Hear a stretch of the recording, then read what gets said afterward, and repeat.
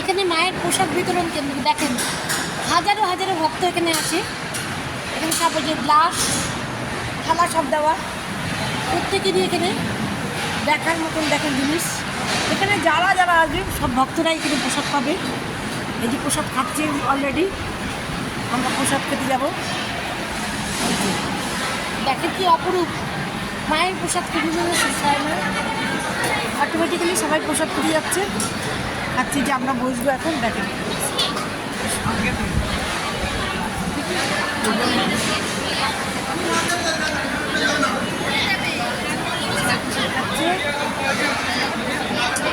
আমরা প্রসাদ খাবো এখন। সব থালা দেখেন না কি সুন্দর, খুব সুন্দর। এবার প্রসাদের থালা রেডি করা, গ্লাস থালা সব